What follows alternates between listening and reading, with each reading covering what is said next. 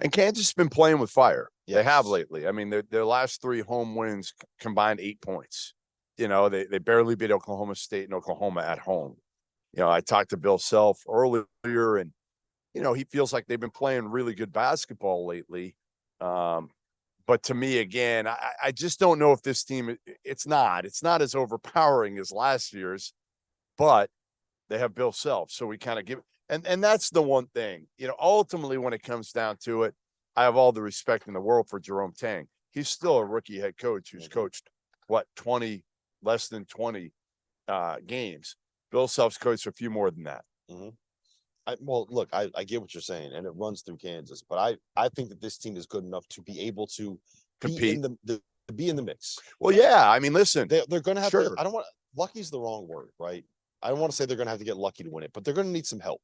They're going to need some of these teams to close out these upset wins over Kansas. They're going to need someone else to knock them off. They're going to need someone to take them off the pedestal. But if you tell me I can have a guy that has played like a top 5 point guard in college basketball, you can give me a guy that up until tonight, I would have said had a very real chance to win Big 12 Player of the Year. Now, I think it's Jalen Wilson.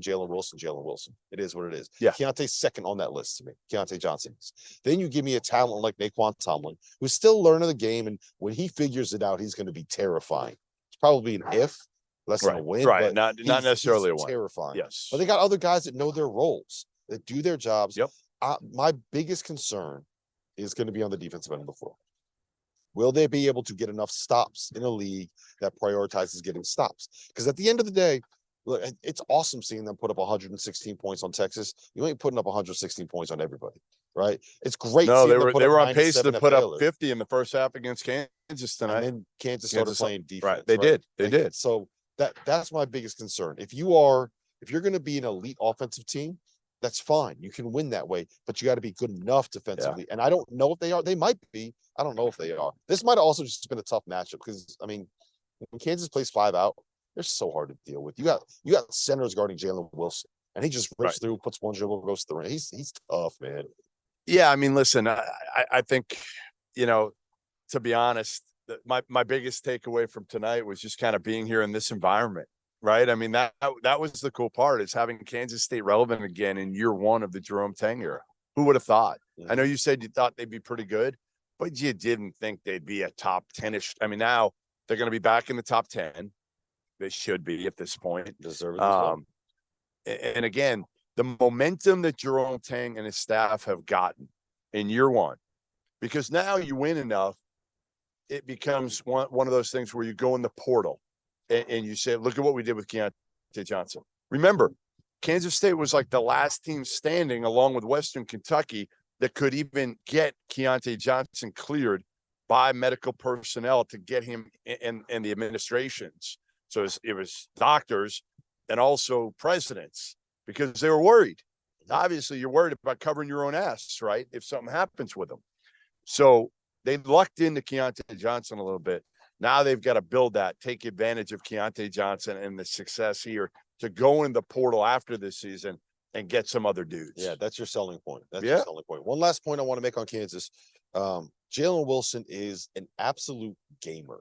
There's a level of toughness that dude brings to a basketball game that you don't often see. He's a professional player already. He's don't you think? He looks like a pro. Yes, and I think it sets a tone for this Kansas team. So there's a mindset there that's beyond what a lot of other teams at the college level that you're going to end up seeing. And but Grady Dick can't have the game. I mean, again, they were in the game with a lot of things going against them right now, but Grady Dick can't have those type of games. He's going to have nights like there's going to be nights where he goes 1 for 7. Well, that's my biggest issue with them in the NCAA tournament is, what if he goes 2 for 12? You're not getting much out of Wani Harris, right?